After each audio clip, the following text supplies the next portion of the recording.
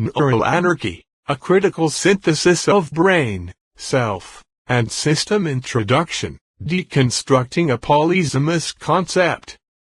The term neural anarchy has emerged in the 21st century as a remarkably potent and polysemous concept, operating simultaneously as a neuroscientific state, a socio-political identity, and a technological paradigm.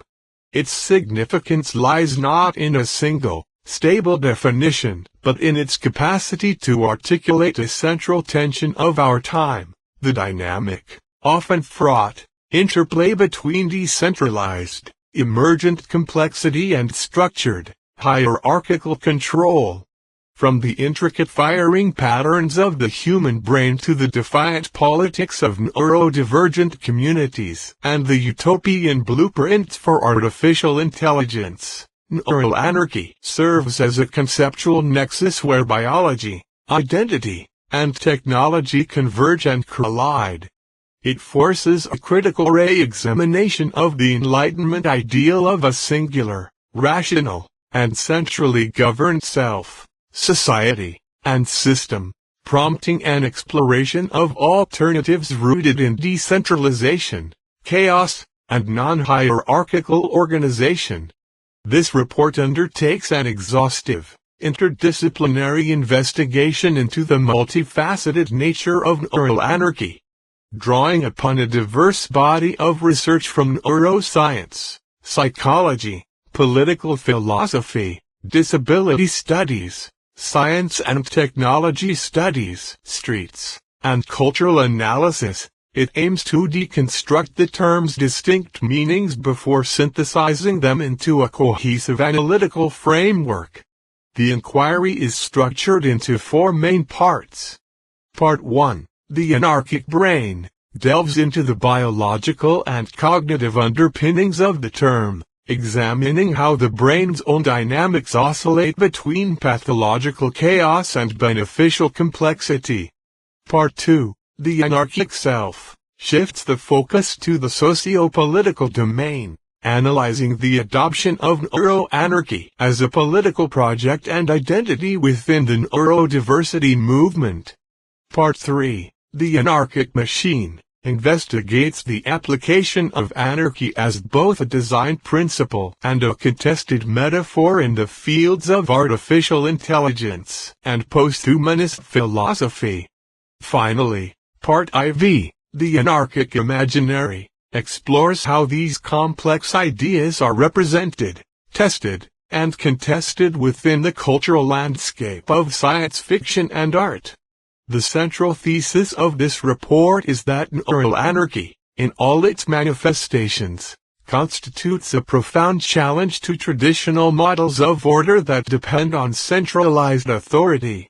Whether describing the brain's capacity for flexible information processing, a neurodivergent individual's rejection of societal norms, or an AI system designed for emergent behavior, the concept champions the power of bottom-up, self-organizing systems. However, it also reveals the inherent risks and paradoxes of such systems, the potential for functional breakdown, the co-optation of radical ideals by dominant structures, and the persistent, unresolved problem of scaling decentralized principles to create stable, large-scale order. By tracing this conceptual thread through its various domains, this report seeks to provide a nuanced understanding of neural anarchy not merely as a term, but as a critical lens through which to view the fundamental conflicts and possibilities of a world grappling with the limits of control. Part 1, the anarchic brain, entropy, complexity, and consciousness. The concept of neural anarchy finds its most literal and foundational meaning within the biological architecture of the brain itself. Neuroscience and psychology provide a framework for understanding anarchy not just as a political metaphor, but as a tangible state of neural dynamics, ranging from debilitating chaos to highly adaptive complexity. This section explores the brain as a system perpetually balancing constraint and freedom, where the absence of integrated order can lead to pathology, yet a certain dose of useful anarchy is essential for higher cognition and consciousness. 1.1 The unconstrained mind, from pathological chaos to cognitive flexibility. The human brain, with its estimated 86 billion neurons, possesses a staggering potential for combinatorial activity, more potential firing patterns than there are known particles in the universe. In this context, the foundational neuroscientific definition of neural anarchy is the state of utter chaos that would ensue in the complete absence of constraints. The brain's structure and function are defined by its internal constraints, the ingrained, experience-dependent firing patterns that constitute its architecture. These constraints are what allow for coherent thought, emotion, and action. Without them, the mind would collapse into an incomprehensible storm of neural signals. This concept of pathological anarchy manifests in various psychological and neurological conditions. Unprocessed traumatic memories, for example, can be understood as dissociated firing patterns that are not integrated into the brain's broader narrative and functional networks. They exist as islands of chaotic, unconstrained neural activity that can intrude upon consciousness and disrupt stable functioning.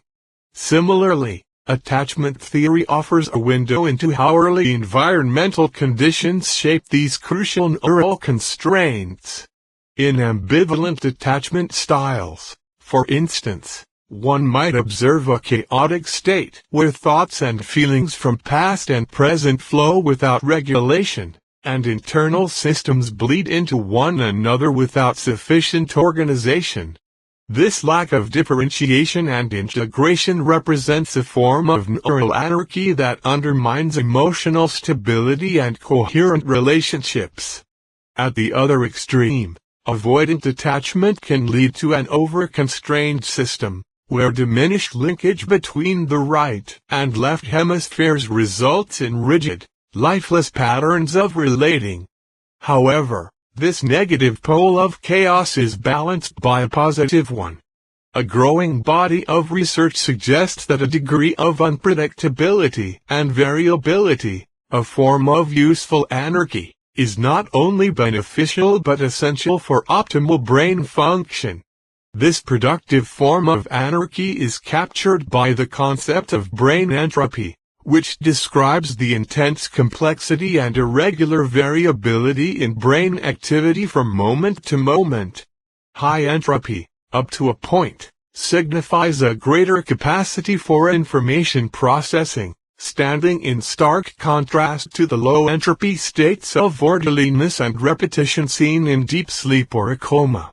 The consumption of caffeine, for example, has been shown to cause a widespread increase in this cerebral entropy, a dose of neural anarchy that is welcomed for its ability to boost the brain's complexity and information processing capacity.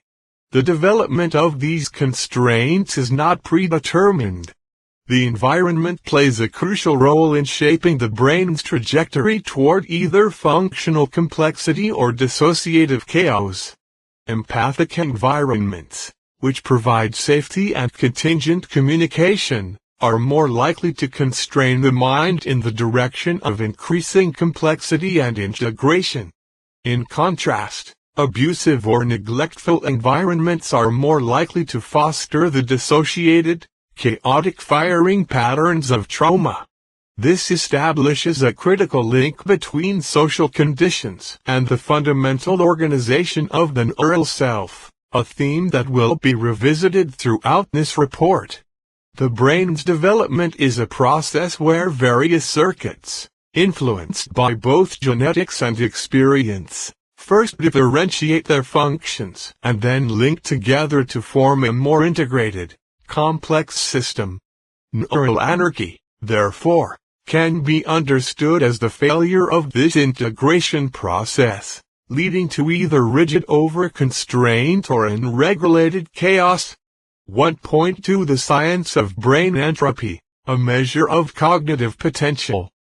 The abstract idea of useful anarchy has been operationalized and quantified in neuroscience through the concept of brain entropy, BEN.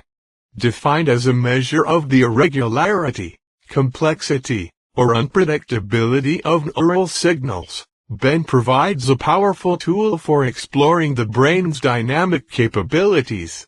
It is often interpreted as a proxy for the number of neural states a brain can access, reflecting its overall flexibility and readiness to encounter unpredictable stimuli from the environment.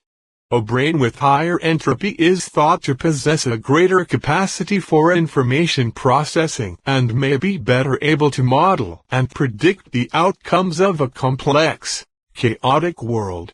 A significant body of research, primarily using resting state functional magnetic resonance imaging (RSFMRI), has linked higher brain entropy with superior cognitive performance. One major study involving over 800 healthy adults found a robust positive correlation between resting state brain entropy and intelligence, as measured by tests of both verbal IQ and matrix reasoning. This relationship was particularly strong in regions critical for higher-order cognition, including the prefrontal cortex, the inferior temporal lobes, and the cerebellum, and was found to be independent of age and education. This suggests that the brain's intrinsic variability is a fundamental marker of intellectual capacity. Further research has extended this connection to creativity. A study on divergent thinking, a key component of creativity, found that it was consistently and positively correlated with regional BEN in the left dorsal anterior cingulate cortex (DAC) and the left dorsolateral prefrontal cortex (DLPFC). These areas are part of the brain's cognitive control networks, involved in functions like inhibitory control and cognitive flexibility, which are crucial for generating novel ideas. The study also found that dimensions of creativity like fluency and originality correlated with entropy in the left inferior frontal gyrus and middle temporal gyrus (MTG), suggesting that more creative individuals possess more flexible semantic associative networks. These findings provide strong evidence that a more dynamic, variable, and anarchic resting state in key brain networks facilitates the complex cognitive processes underlying creativity. However, the narrative that more entropy is better is an oversimplification. The relationship between brain entropy and mental health is nuanced and highlights the critical difference between functional complexity and pathological disorganization. For example, reduced brain entropy has been observed in adults with ADHD and in individuals with cocaine addiction, suggesting a state of reduced cognitive flexibility. Conversely, patients with schizophrenia have been found to have greater neural entropy than healthy controls. This is not interpreted as a sign of enhanced cognitive capacity, but rather as evidence of an underlying dysregulation of more complex functional networks. This finding is crucial. It reinforces the idea that beneficial neural anarchy is not simply randomness or noise. True cognitive flexibility arises from a system that is both highly variable and highly integrated, marked by greater long-distance correlations in neural activity. The high entropy in schizophrenia may reflect a breakdown in this integration, leading to a chaotic, rather than complex, state. It is also important to acknowledge the methodological challenges inherent in this field of research. The measurement of BEN is sensitive to data quality, noise, and artifacts from sources like head movement or electrical interference. The choice of pre-processing steps, such as signal filtering, and the selection of specific parameters for entropy calculation can significantly influence results, making cross-study comparisons difficult. Despite these challenges, the consistent findings linking controlled, complex entropy to positive cognitive traits, and its dysregulation to pathology, solidify its importance as a key concept in understanding the brain's delicate balance between order and anarchy. 1.3 The anarchic hand, agency, control, and the fragmented will. While brain entropy provides a window into the subtle dynamics of neural anarchy, anarchic hand syndrome (AS) offers a stark and dramatic clinical manifestation of its principles. AS is a rare neurological disorder in which an individual loses the sense of agency over one of their hands. The affected hand moves with an apparent will of its own, performing complex, seemingly purposeful actions, such as grasping objects, unbuttoning a shirt, or interfering with the actions of the other hand, without the patient's conscious intention or control. This condition provides a profound real-world example of what happens when a part of the neural system becomes functionally disconnected from the whole, leading to a literal anarchy of motor control. The core symptoms of AS include both purposeful movements, like magnetic apraxia and grasping, and non-purposeful movements, like levitation, often accompanied by disorders of bimanual coordination and action sequencing. The patient is typically aware that the hand is their own, but experiences it as alien and uncontrollable, as if it were being guided by an external force. This creates a deeply unsettling fragmentation of the will, where one part of the self acts in direct opposition to the conscious desires of the whole. Crucially, the neural basis of AS illuminates the importance of integration for unified agency. In-depth studies of patients with AS have revealed that the syndrome is not typically caused by overlapping lesions in specific gray matter areas. Instead, a common pattern of white matter disconnections has been identified as the underlying mechanism.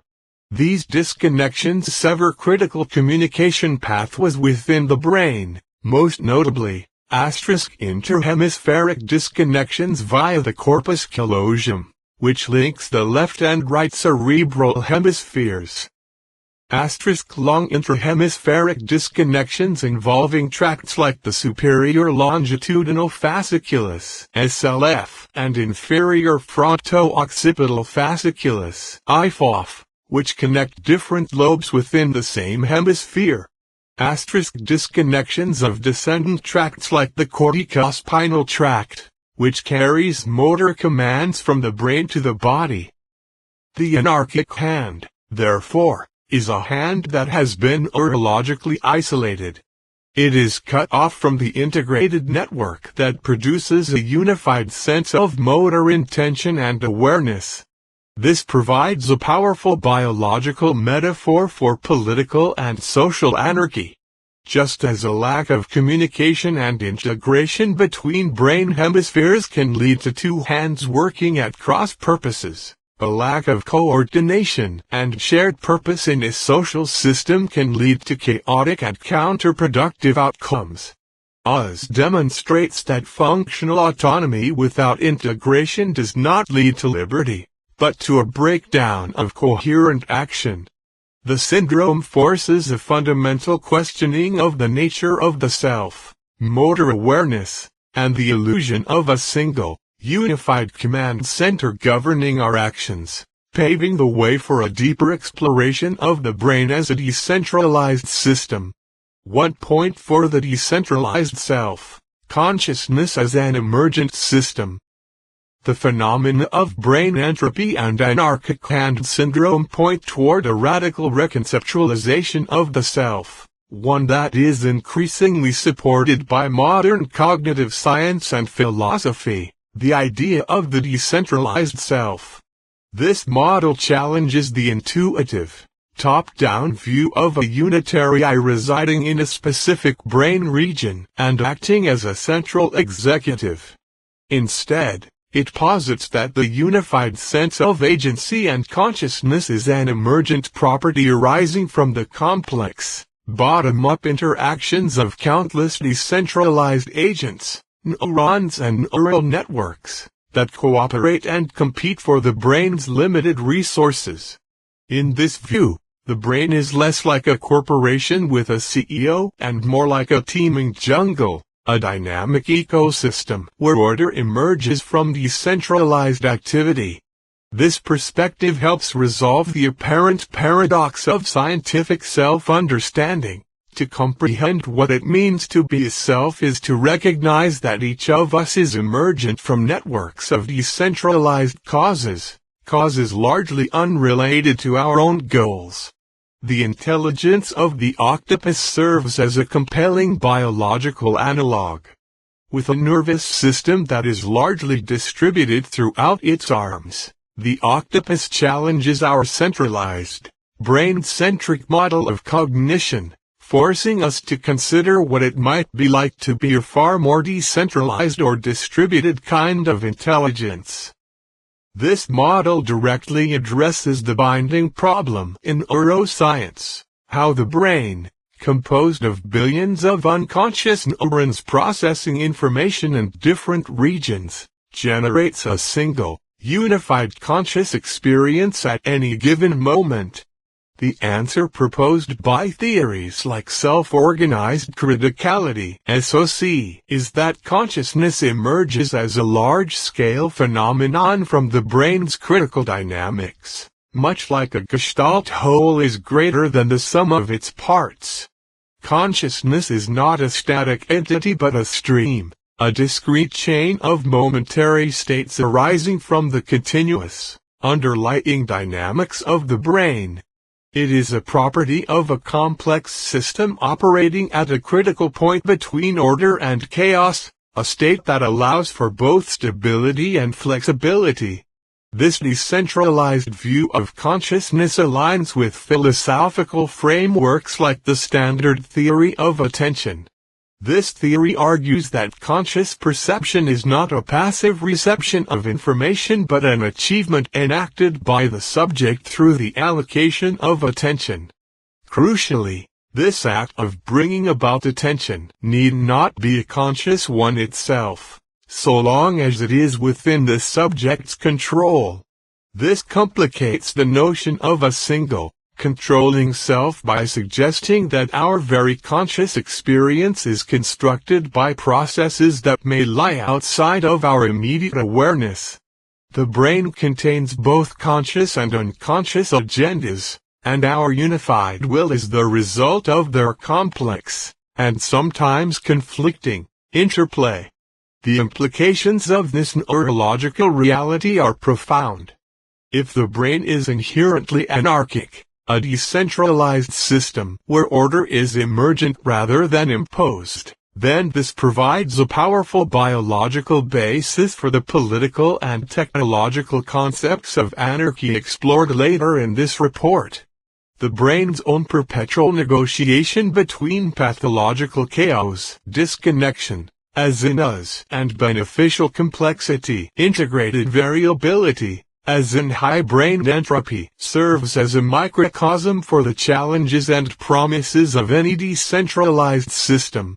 The key distinction that emerges is not between order and anarchy, but between two types of anarchy, the dysfunctional anarchy of fragmentation and the productive anarchy of integrated, self-organizing complexity. The former rises from a lack of communication and constraint, while the latter is characterized by rich, long-distance correlations and the capacity for flexible, adaptive response. This neurological foundation suggests that for any anarchic system to be functional, whether biological, social, or technological, it must be highly interconnected and capable of self-organizing into a coherent, complex whole. Part 2. The Anarchic Self. neurodiversity, identity, and political resistance. Moving from the biological to the socio-political, the term neural anarchy is reclaimed and redefined by the neurodiversity movement as a deliberate political project. Here, it signifies not a state of brain function, but a conscious act of resistance against societal norms and hierarchies. Coined and developed by a new generation of neurodivergent thinkers, neuroanarchy becomes a framework for identity, community building, and a radical critique of power, both within mainstream society and inside the neurodiversity movement itself. This section will explore the core theories of neuroanarchy, its practical application through neuroqueering, and the critical tensions it navigates. 2.1 The birth of neuroanarchy, a political project. Within the context of the neurodiversity movement, neuroanarchy is defined as the removal of oneself, either consciously or unconsciously, from the neuronormative standards that exist within one's own neuroculture. This concept was primarily conceptualized by neurodivergent advocates and writers Katie Monday and David Gray Hammond, who frame it as a political and personal act of liberation. It represents a radical decentering of normativity, extending the anarchist critique of the state to encompass all forms of hierarchical power, including the social and cultural pressures that dictate normal ways of being, thinking, and behaving. The impulse toward neuroanarchy arises from a profound sense of cognitive dissonance. This is the experience of feeling like an outsider even within groups where one is supposed to belong, such as the autistic community itself. When the established norms and identity politics of a counterculture begin to feel as constraining as the mainstream culture it opposes, neuroanarchy emerges as a more focused act of protest. It invites individuals to step outside the prescribed values, whether from society, academia, or the community, and carve our own space within which to form an identity. This project is deeply rooted in the broader philosophy of anarchism, which opposes all hierarchical power structures and their justifying dogmas, advocating instead for free association and self-determination. Neuroanarchy applies this principle to the realm of neurology and identity. It critiques the neuroarchy, a term coined to describe the organizing social system that privileges neurotypicality, much as a patriarchy privileges men. By challenging this hierarchy, neuroanarchy seeks to rebalance power dynamics, not only between neurodivergent and neurotypical people, but also within neurodivergent communities, questioning the tendency to look for leaders and defend established hierarchies even when they become harmful. It is, in essence, a call to dismantle the very idea of a correct way to be neurodivergent. 2.2 The chaotic self and the autistic rhizome, core theories. To put the political project of neuroanarchy into practice, its proponents have developed specific theoretical frameworks that redefine the self and community. Two of the most central concepts are the chaotic self and the autistic rhizome. The chaotic self, a concept articulated by David Gray Hammond in his book A Treatise on Chaos, proposes that the self is not a fixed, stable entity but a fluid and dynamic system in a constant state of change. This chaotic self is continuously reshaped by new information, experiences, and interactions with the environment. A core tenet of this theory is the irreversibility of transformation. Transformative experiences, particularly the act of neuroqueering, discussed below, alter the self in a way that cannot be undone. As Gray Hammond puts it, you can't unqueer a queer mind. This perspective embraces flux and rejects the pressure to maintain a static identity, viewing the self as an ever-evolving entity that learns to navigate a world of infinite possibility. This theoretical move provides a philosophical justification for rejecting rigid identity categories and embracing a more anarchic, unpredictable model of personal development. The autistic rhizome is presented as neuroanarchy in action, a practical model for a decentralized, non-hierarchical community. Drawing explicitly on the philosophical work of Gilles Deleuze and Felix Guattari, a rhizome is a network structure with no single point of origin or central command. Every point can be connected to every other point, and no part is dependent on another for its existence. Gray-Hammond applies this concept to describe a growing network of interconnected online communities, particularly on platforms like Discord, which he dubs the autistic rhizome. In these spaces, the traditional hierarchical relationship between advocates and followers is displaced. Instead, they function as platforms for mutual aid, knowledge exchange, and support among equals. People come and go as they please, and there are no levels of knowledge to advance through. This model directly addresses the classic anarchist problem of scale, how to organize complex social relations without a centralized state or authority. The rhizome offers a vision of a community that is both interconnected and radically free, where the self is decentralized and individuals form a collective without sacrificing their individuality. Together, the chaotic self and the autistic rhizome provide a theoretical and practical blueprint for an neuroanarchist existence, one that values individual fluidity and builds collective power through decentralized, non-coercive networks. 2.3 Neuroqueering the norm, praxis and intersectionality. The active practice of neuroanarchy is often referred to as neuroqueering. It is a liberatory act of subverting, disrupting, and deviating from the performance of normality. This goes beyond simply being neurodivergent.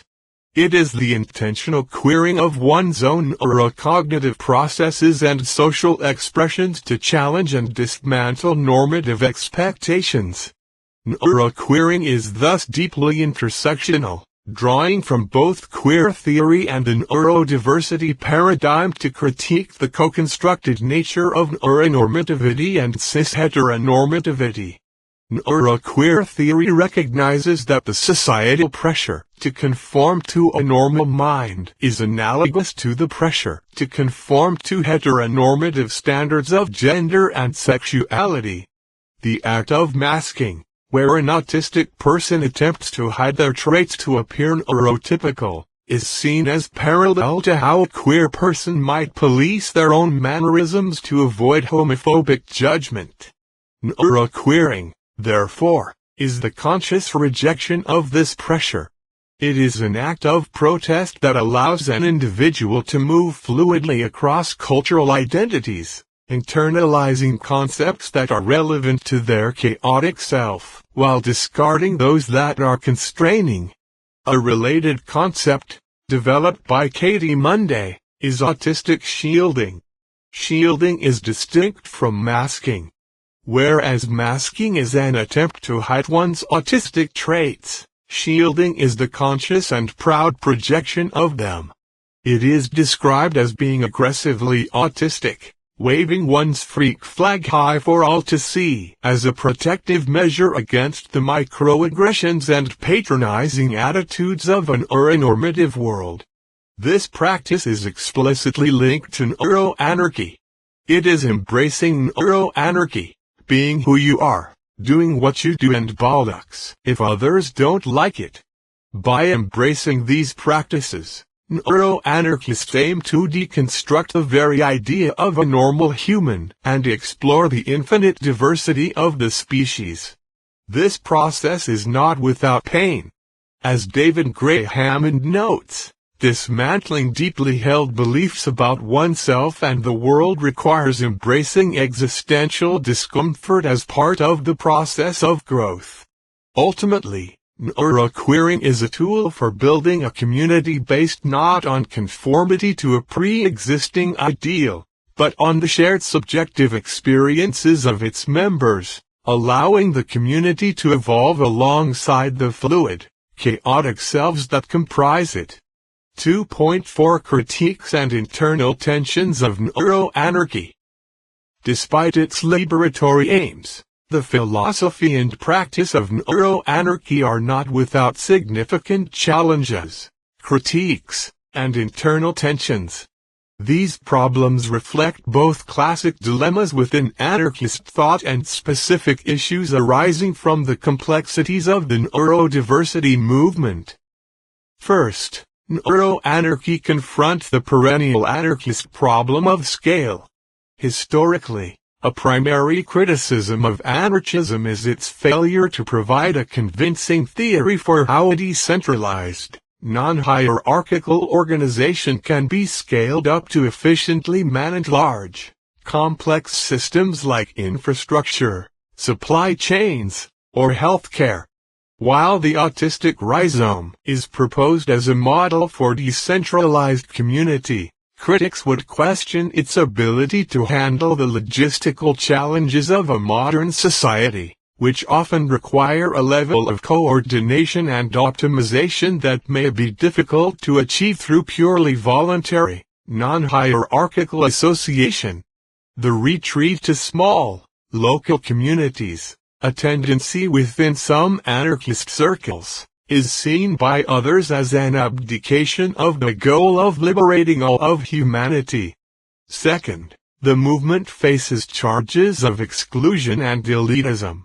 A significant critique leveled against the broader neurodiversity movement, which applies directly to neuroanarchy, is that it may not adequately represent or may even ignore the plight of individuals with severe autism, intellectual disabilities, or high support needs.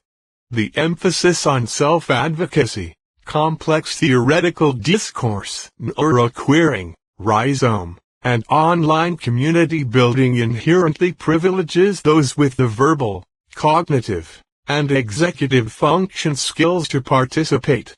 This risks creating a narrative that sanitizes the often debilitating reality of autism for many, and silences the voices of non-speaking individuals and their families who may see autism not as a difference to be celebrated but as a severe disability requiring intensive support and medical research.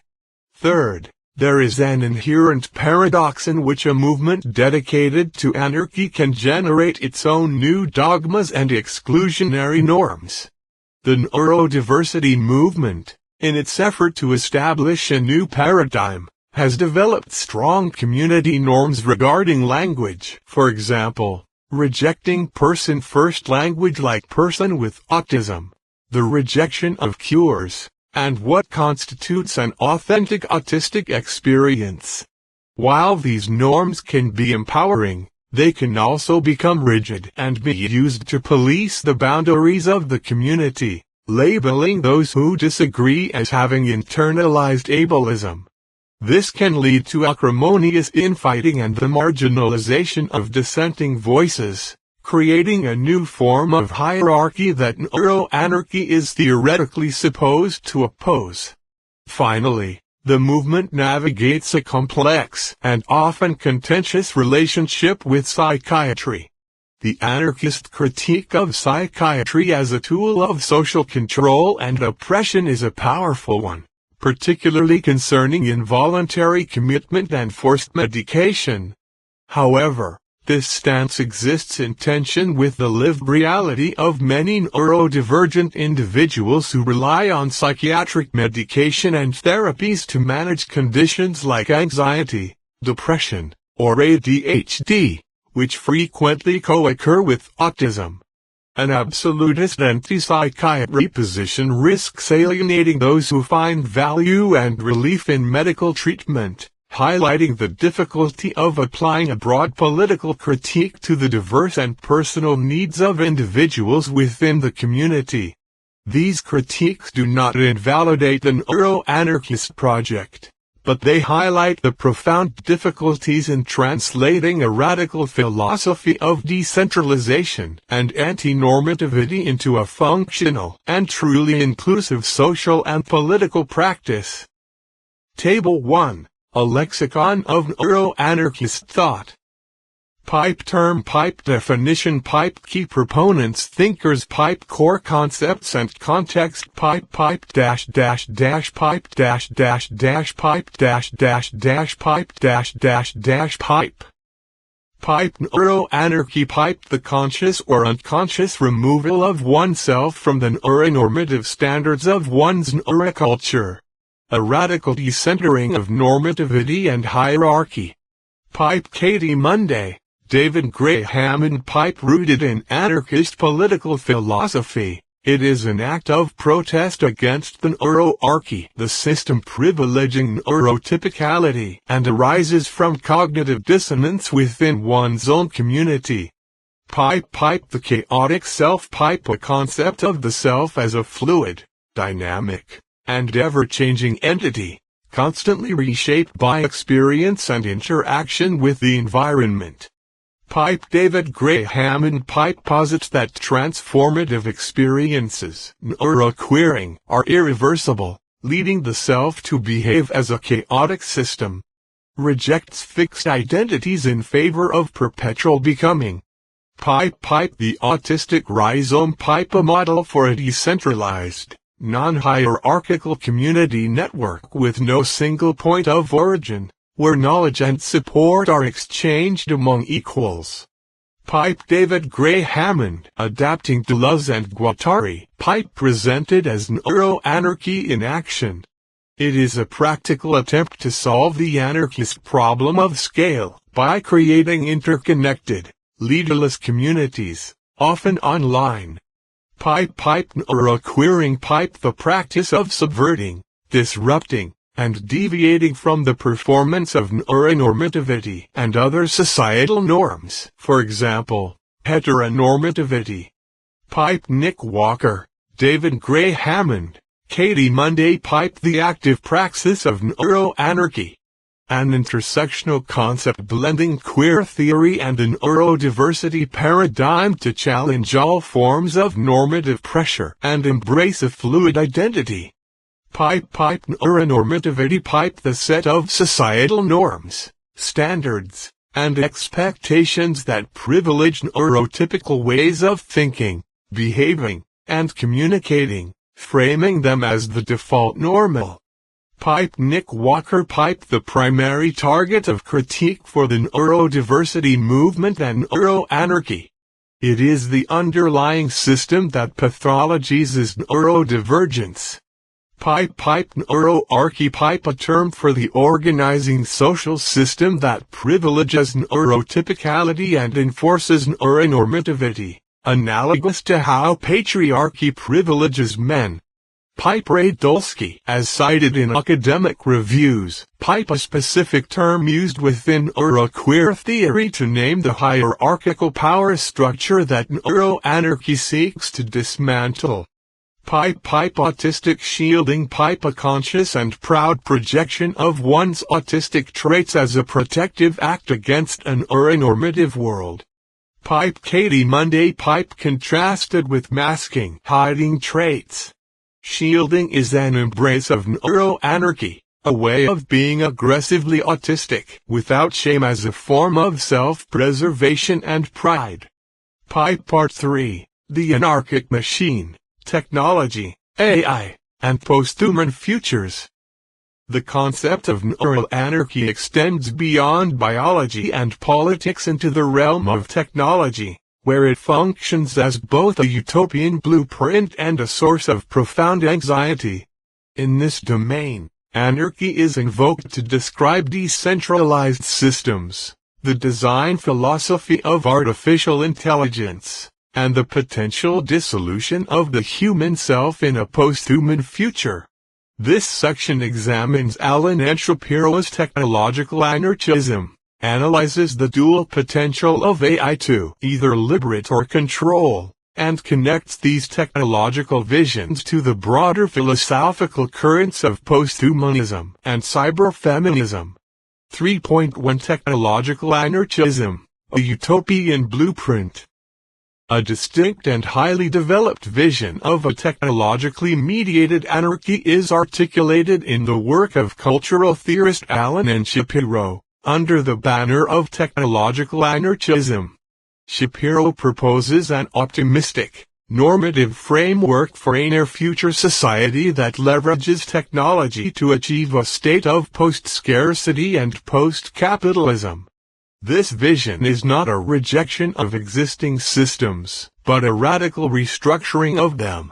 Shapiro advocates for an economy with three coexisting capitalist, socialist, and anarchist dimensions or sectors, each with its own rationale and limitations. The socialist sector would manage universal human rights like healthcare and education, while the limited capitalist sector would remain. The anarchist sector, however, is the most innovative and central to his theory.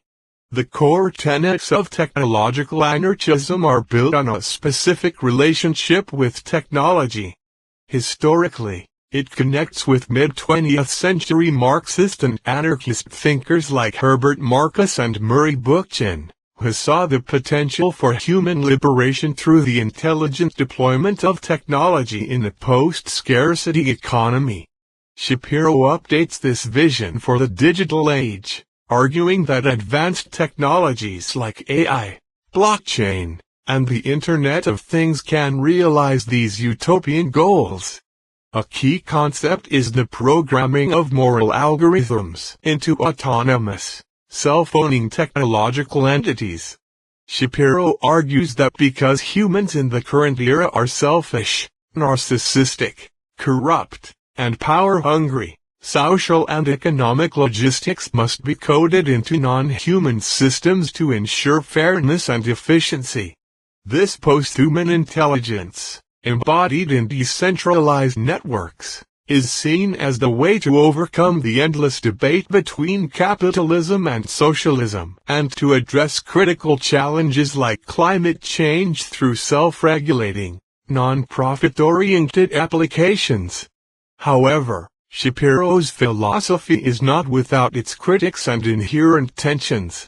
His vision can be situated within the broader tradition of technological utopianism, which has been criticized for its irrational faith in progress and technology to solve fundamentally social and political problems, often in the face of contrary evidence. More traditional anarchist thinkers would critique Shapiro's premise from a different angle. From this perspective, technology developed under capitalism is inherently imbued with the logic of control and exploitation and cannot simply be repurposed for liberatory ends. Thinkers like Proudhon and Landauer argued that machinery under capitalism degrades the worker and concentrates power, and that a free society requires the creation of entirely alternative technologies, not just the ethical programming of existing ones. Furthermore, Shapiro's proposal for a tripartite economy coexisting with a limited capitalist sector would be seen by many anarchists as a compromise that fails to abolish the root of exploitation. The reliance on technology to enforce morality also raises questions of technological determinism, potentially replacing the tyranny of human rulers with the inscrutable tyranny of the algorithm. This tension between harnessing technology and being controlled by it is a central theme in the broader discourse on AI and anarchy. 3.2 Anarchy in the Code, AI between decentralization and control. The field of artificial intelligence itself embodies a form of anarchy of methods. It is a sprawling, decentralized domain of research encompassing a diversity of competing and often insulated approaches, from connectionist neural networks to symbolic logic, all pursuing the same ultimate goal of machine intelligence without a central coordinating plan. Beyond its development process, AI is increasingly framed as a powerful tool with a dual potential. It can either foster anarchic principles of decentralization and autonomy, or become the ultimate instrument of hierarchical control and surveillance. This duality is vividly illustrated by the case of Anarchy AI, a company developing an open-source AGI server called the LLM-VM, Large Language Model Virtual Machine. The project's branding and mission statement are steeped in the language of political anarchism. Its stated mission is to democratize AI at whatever the cost, promising to move towards open source, not away from it, and explicitly stating, "We will not judge your use cases, provided it is legal." This rhetoric appeals directly to a developer culture that values freedom, openness, and resistance to corporate lockdown of technology.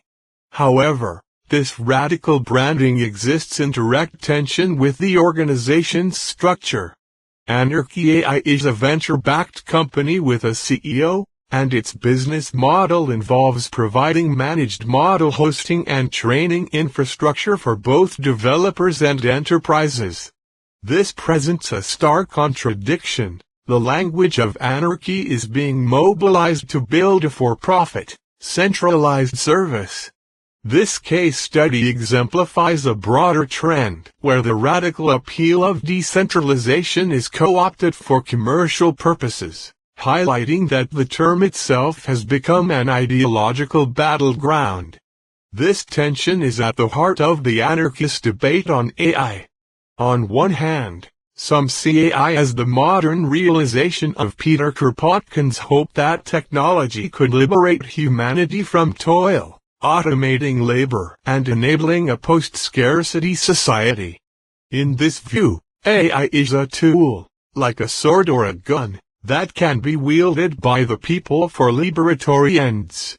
On the other hand, a more critical perspective, informed by thinkers like James C. Scott, applies an anarchist squint to AI development. Scott's work critiques modernist institutions for crushing local, vernacular knowledge in the name of standardization and legibility for a central authority. From this viewpoint, the current trend toward massive, centralized foundation models, like those developed by Google or OpenAI, is profoundly anti-anarchist. These models demand standardization, impose a single way of seeing the world, and force everyone to align with their classificatory schemes, funneling the future into the narrow and often deeply unjust categories encoded in past data. This perspective argues that a truly liberatory AI would be the opposite, data-efficient, flexible, and tailored to local contexts, not a single, monolithic intelligence. For many anarchists, AI as it is currently being developed under corporate and state control is not a tool of liberation, but a grave threat that will accelerate capitalist extraction, automate prejudice, and perfect the mechanisms of surveillance and social control. 3.3 Posthumanism, Cyberfeminism, and the Dissolution of the Self. The technological possibilities and anxieties surrounding neural anarchy find their deepest philosophical resonance in the movements of posthumanism and cyberfeminism. These theoretical frameworks move beyond specific technologies to question the very definition of the human, providing a language to understand the dissolution of the stable, autonomous self that concepts like the decentralized brain and the chaotic self suggest. Posthumanism fundamentally challenges the humanist tradition that places the human at the center of existence as a unique, rational, and discrete being. Critical posthumanism, in particular, seeks to deconstruct the binary between human and non-human, viewing the human as deeply enmeshed and co-evolving with its technological and ecological environment. Consciousness, in this view, is not an isolated phenomenon localized within the skull, but an emergent and distributed property of a complex system that includes the brain, the body, and the world. As theorist N. Catherine Hales argues, the posthuman condition is characterized by the loss of subjectivity based on clear bodily boundaries. We have become informational patterns intertwined with technology. This philosophical stance provides a powerful framework for the neuroscientific findings in Part 1, which describe the brain as a decentralized system, and for the political project of the chaotic self in Part 2, which embraces a fluid and non-unitary identity. Posthumanism suggests that this state of flux and interconnectedness is not an aberration or a choice, but the fundamental condition of being in a technologically saturated world. Cyberfeminism emerges as a political and aesthetic articulation of these posthumanist ideas. Arising in the early 1990s, it foregrounds the relationship between cyberspace, technology, and a feminist critique of power. Cyberfeminists like Donna Haraway embraced the figure of the cyborg as a mythic time creature, a hybrid of machine and organism that transgresses and destabilizes traditional boundaries, human-machine, nature-culture, and male-female. The movement saw cyberspace not as a neutral space, but as a potential site for poetic, feminized, and queer interventions against a burgeoning techno-patriarchy. Crucially, cyberfeminism shares a deep structural and philosophical affinity with the principles of neuroanarchy. It is explicitly anti-genealogical, anti-authorial, and resistant to singular definitions, as exemplified by the Old Boys Network's 100 Antitheses, which defines cyberfeminism by what it is not. Its organizational structure is described as a network of entangled rhizomes, constantly and multidirectionally moving, directly echoing the language of the autistic rhizome. By focusing on decentralized networks, the deconstruction of stable identities, and the use of technology to rewrite the body and challenge power, cyberfeminism provides a rich theoretical toolkit for understanding the broader implications of neuroanarchy. The convergence of these ideas reveals a profound ideological split. The term anarchy and the concept of decentralization are simultaneously mobilized by two opposing camps. On one side are the political activists, such as the neuroanarchists and cyberfeminists, who use these concepts to critique capitalism, hierarchy, and normative identity. On the other side are libertarian technologists and anarcho-capitalists, who use the same language to advocate for a hyper-capitalist, deregulated market, free from state interference. The case of Anarchy AI, which uses radical branding for a for-profit venture, perfectly encapsulates this convergence. This demonstrates that decentralization is not an inherently progressive or liberatory concept. It is a powerful principle that can be harnessed to support radically different political and economic futures. The term anarchy, in the context of technology, is therefore not a stable signifier but a contested space, a battleground where the future of networked society is being fought.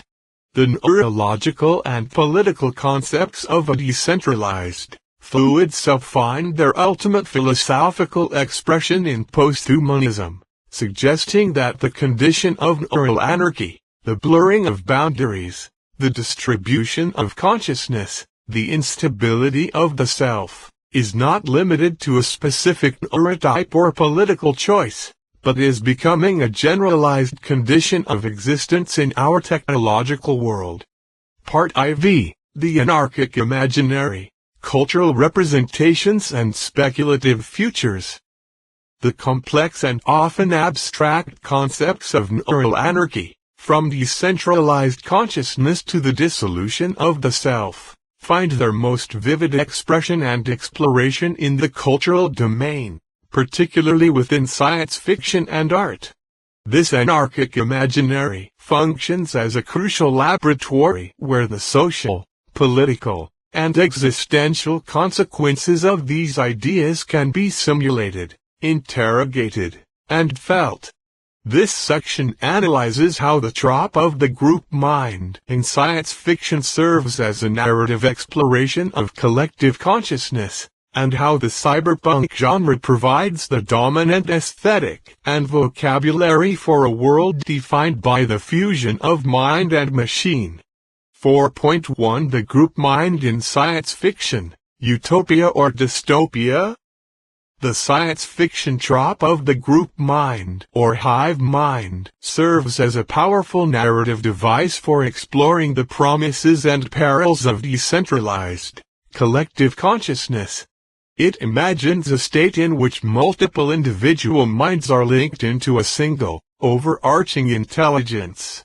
Historically, especially in earlier works, this concept has been portrayed in a negative, dystopian light, representing a terrifying loss of individuality, personhood, and free will. In these narratives, individuals are often subsumed into a collective controlled by a centralized hive queen or overmind, becoming little more than mindless drones in service of a greater, often malevolent, entity.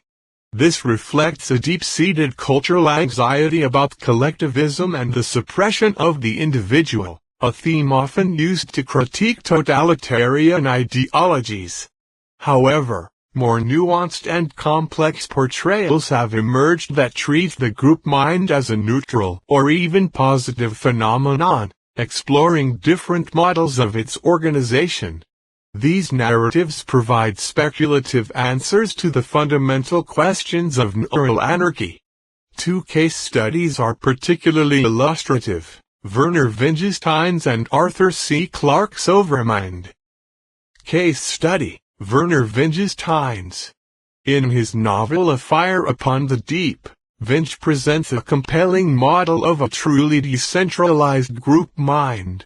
The Tines are an alien species whose individual members are dog-like creatures with animal-level intelligence.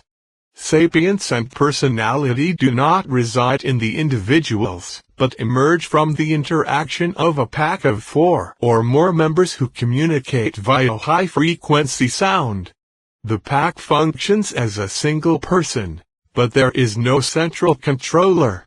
The consciousness is a distributed, emergent property of the network itself. The removal of a member diminishes the pack's intelligence, and the death of the pack can leave the individual components alive, but no longer sapient. Winch's creation is a brilliant fictional solution to the anarchist problem of scale. It provides a working model of how complex, intelligent, and purposeful behavior can arise from the bottom up, through the free association of autonomous parts, without any need for a preordained hierarchy or a central command structure. The Tines demonstrate a functional, emergent anarchy. Case study: Arthur C. Clarke's Overmind. In contrast, the Overmind from childhood's end represents a centralized collective consciousness, exploring the spiritual and existential dimensions of transcending individuality. The Overmind is a vast, non-corporeal, cosmic intelligence that guides the evolution of other species. Humanity's destiny, in the novel, is for its children to shed their physical bodies and individual identities to be absorbed into this single, godlike entity. This transformation is framed with profound ambiguity. On one hand, it is presented as a form of transcendence, humanity's final evolutionary step into an eternal, higher state of being, a kind of secular heaven.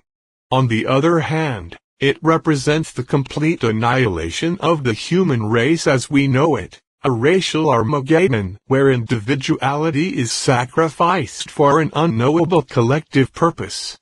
The overmind forces the reader to confront the ultimate trade-off of collectivism. Is the loss of the individual self a tragic end or a glorious apotheosis?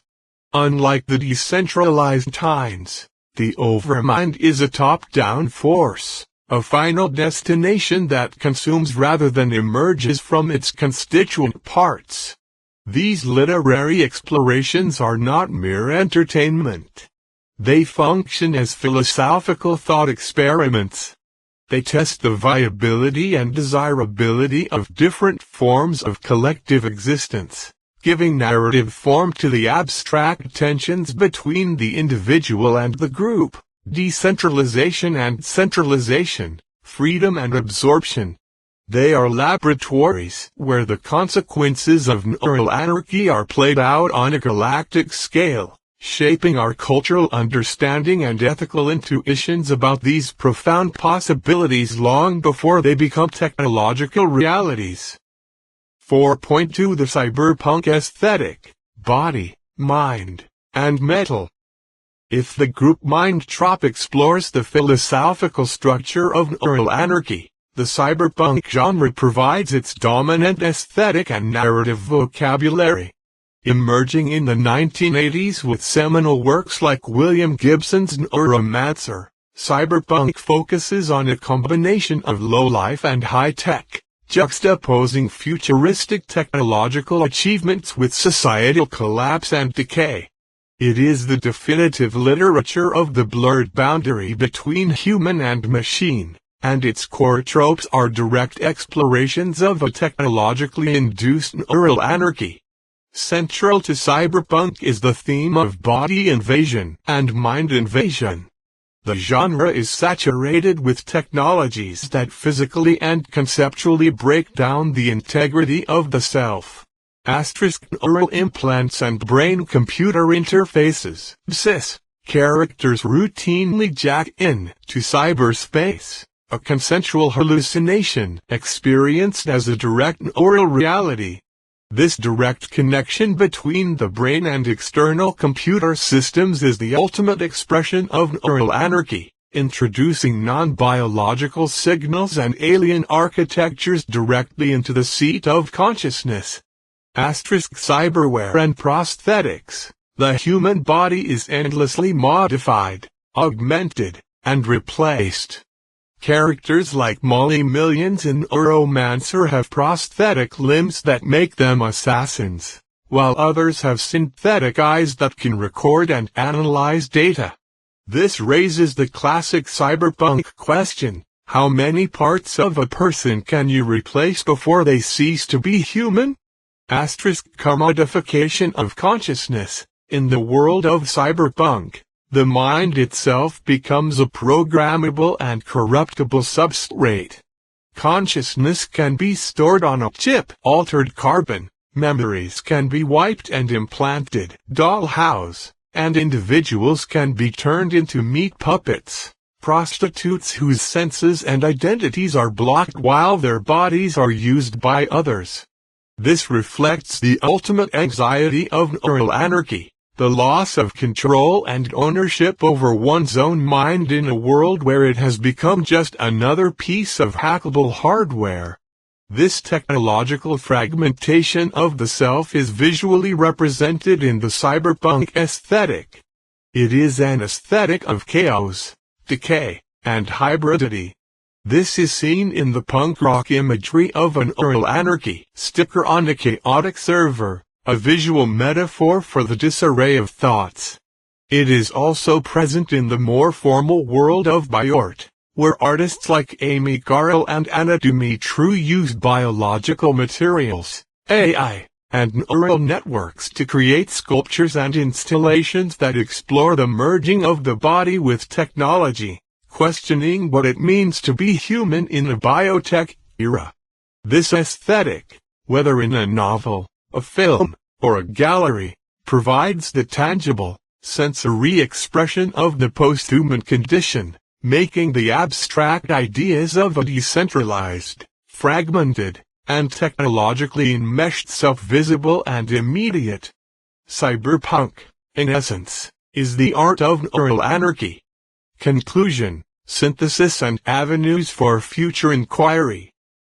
The exploration of neural anarchy across the domains of neuroscience, socio-political identity, technology, and cultural representation reveals a concept of remarkable depth and resonance. It is not a single idea but a triple helix of interconnected meanings, a neurological reality, a political project, and a technological paradigm that are mutually reinforcing and co-constitutive. This concluding section will synthesize the findings from the preceding parts, translate the analysis into practical implications for several fields, and propose avenues for future interdisciplinary research. 5.1 The Triple Helix of Neural Anarchy, a final synthesis. The three primary strands of neural anarchy are inextricably linked. The neuroscientific reality of a decentralized, emergent brain, Part 1, provides the material and metaphorical grounding for the entire concept. The brain's own dynamic balance between pathological chaos, disconnection, and beneficial complexity, integrated entropy, serves as a powerful model for understanding larger systems. This biological foundation gives credence to the socio-political project of neuroanarchy, Part 2. The neurodivergent advocates, who champion the chaotic self and the autistic rhizome, are, in a sense, politicizing a fundamental neurological truth, that a rigid, centrally controlled model of the self is both inaccurate and oppressive. They build a political identity around the embrace of fluidity, decentralization, and non-hierarchical organization, principles that mirror the brain's own functional architecture. These biological and political strands, in turn, inform and are reflected in the technological cultural paradigm, Parts 3 and IV.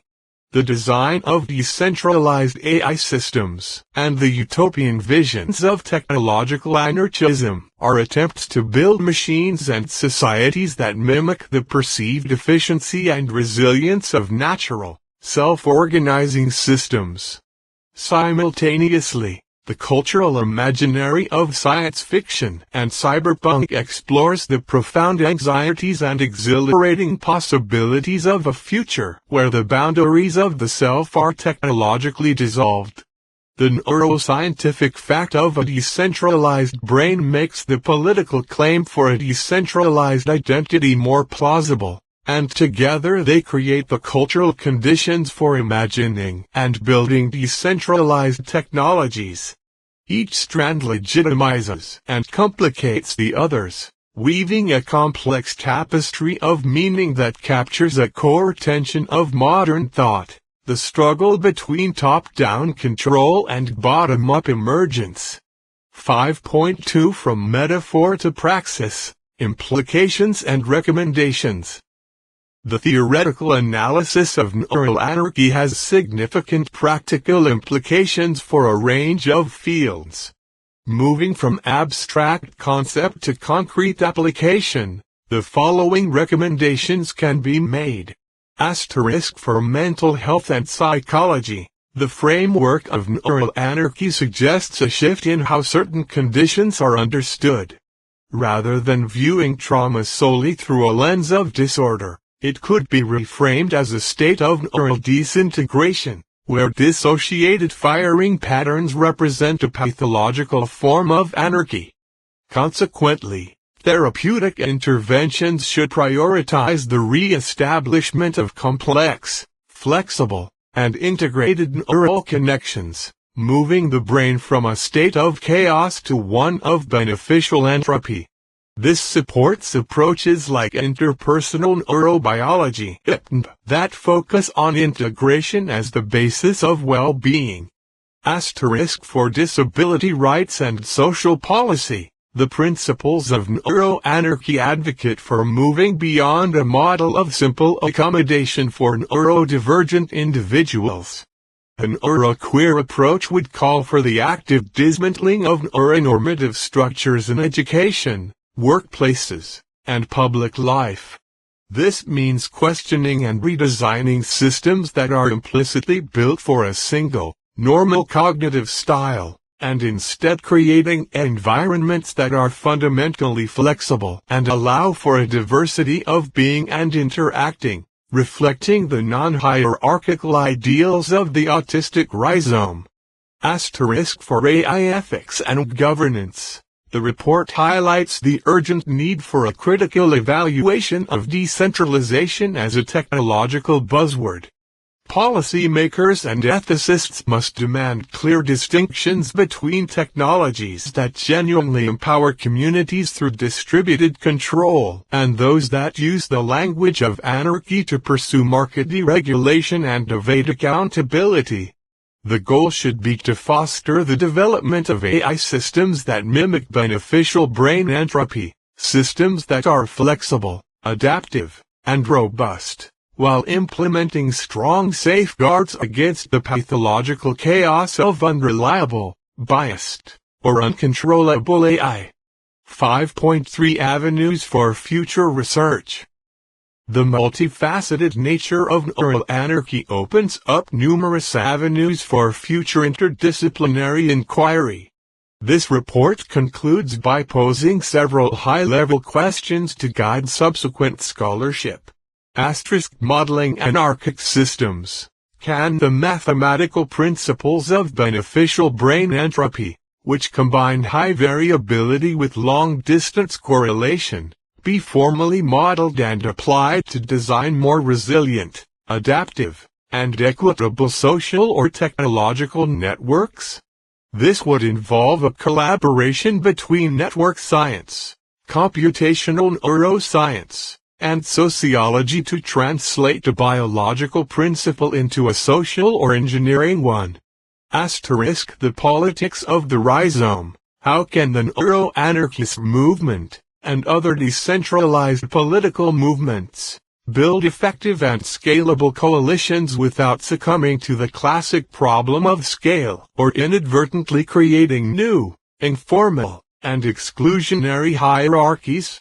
This requires ethnographic and sociological research into the practical functioning of online and offline rhizomatic communities. The governance of the posthuman. As brain-computer interfaces and neural implants move from science fiction to reality, what new legal and ethical frameworks are required to protect cognitive liberty? The development of neurorights is essential to address the cyberpunk dystopia of the commodified and controlled self, raising fundamental questions about data ownership, mental privacy, and personal identity in a technologically augmented future. Cross-cultural and philosophical dialogue. How does the Western concept of the chaotic self, emerging from neurodivergent and queer theory, intersect with non-Western philosophical traditions that have long challenged the notion of a stable, unitary identity? A comparative analysis with concepts like the Buddhist doctrine of anatta, no self, or Taoist principles of flow and dynamic balance could yield profound insights into the universal and culturally specific aspects of the decentralized self. By pursuing these questions, future research can continue to unravel the complexities of neuroanarchy, a concept that lies at the very heart of what it means to be human and posthuman in the 21st century.